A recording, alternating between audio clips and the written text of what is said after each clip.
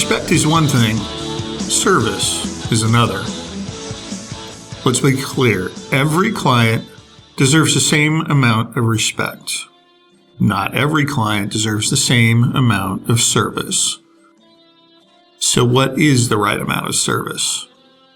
From the home base in Brookfield, Wisconsin, welcome to the latest episode of Inside Connect and Simplify. Roger here, human capital management consultant, marketing nerd, and host of this episode of Inside Connect and Simplify, sponsored by the Benefit Companies. I attended continuing education classes yesterday. In the insurance industry, we are required to take classes as part of our licensing process. Every 2 years in Wisconsin, I'm required to take 24 credits worth of classes to keep my life, health, property, and casualty licenses current. One of the classes yesterday was an ethics class. One of the participants stated he thought you either have ethics or you don't.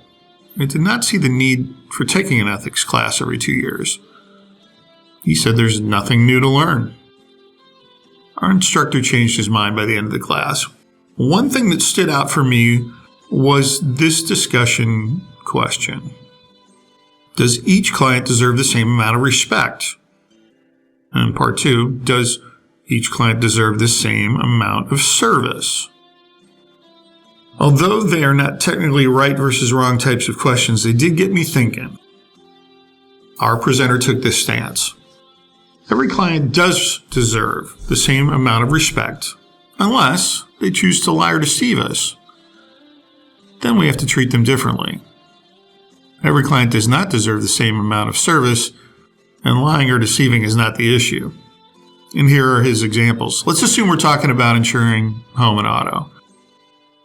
We go into a client-agent relationship with the understanding that the client will be truthful with all of their information, and we will present an insurance solution based on those truths. If the client knowingly lies or withholds information, we no longer have to treat them with the same respect and can, with a clean conscience, ask them to take their business elsewhere. He went further by describing one issue we hear all the time, which is mom and dad add a kid and a car to the policy. The new car is a total kid car. And if you go to the kid's Facebook page, you see him posing with the car and the license plate that reads, Kev's Ride. But the parents tell you Kev will be driving the 20-year-old minivan. The agent knows the client is lying and that the client is trying to save money on insurance. Respect is lost, and if I am that agent, I'm not putting my career on the line for that. Then he talked about service. Our instructor talked about it this way. He has a client, one of his biggest, that writes an annual premium check for 6 figures to pay his insurance. When that client calls and says he has a check ready to pay his bill, our instructor is in the car as soon as that call ends, driving to get that check and picking up coffee and donuts along the way. He has another client who only has a renter's policy with an annual premium of $100. If that client called and said he had a check ready, the instructor would give him options of how to deliver that check. Drop it in the mail, stop by, give us bank info or credit card info.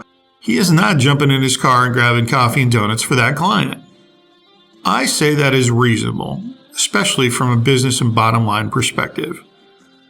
And it goes to the idea of setting expectations when you first meet the client and are getting to know each other. As an agent, I would always ask what the prospect is looking for service and communication, and relay what I'm expecting from them. We both have to agree that it will work or it won't work, and we'll both end up frustrated. I relate this class and the ideas I just shared to how we work with our clients. In our discovery process, we ask a ton of questions. Sure, we are trying to determine if the client's request is something we can solve with our products and service and technology. But it's also a two-way street. We are looking to see if we are a fit for them and if they are a fit for us. It's not just about the solution, though. It's also about the service after we implement the solution. For example, some property and casualty clients of mine need a call once a year. Some need regular check-ins. Some prefer email versus a call or face-to-face. Some have one policy, others have multiple policies. There is no cookie-cutter way to handle all of them. Same goes for our human capital management, payroll, benefits, human resources, time labor management, and retirement plan clients. Each client has their own complexities that require our attention. Some ask for face-to-face meetings while others can do a Zoom call or just a phone call.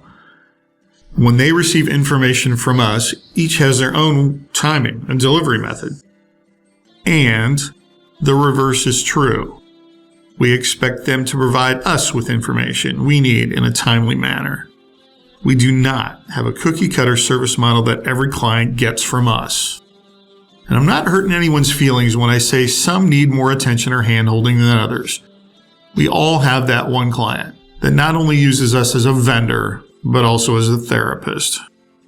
So what's the point? We have heard and seen that some vendors in our industries not only package their product, but also package their service. Their model provides a certain level of service, and that's it. In fact, we took over a benefits plan for a client who had been moved into a service model that did not give them what they need. Due to the small employee count, they were dropped into a model that did not work for them. In our discovery meeting with them, we described our service model and we found it would be a fit for what they wanted. Added bonuses were going to save them money on their renewal, so they win twice, better service and lower cost. At the benefit companies, we describe how our service model works. Listen to what the prospect wants. And if we come to agreement, we move forward. It must be a win for both of us. And our retention rate proves that the model works. Do we ever run into a situation that won't work? Yeah. And talking that through up front saves both of us time and money. We don't bring on every single prospect as a new client. Sometimes the match is not right on their side, sometimes on our side, and we are okay with that. The point for today is respect everyone, and service is not the same for everyone. And if you want to learn more about if we can help your company with the solution and service you need for your administrative tasks, let's have a chat.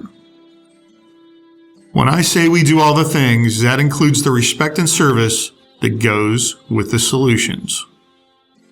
Thanks for listening to this episode of Inside Connect and Simplify.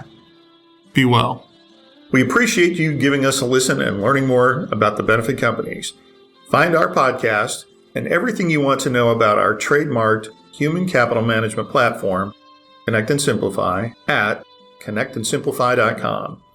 You can also find our podcast at Podbean, Pandora, Google Podcasts, Listen Notes, Amazon Music, Spotify, iHeartRadio, Apple Podcasts, and Alexa. Thanks for listening.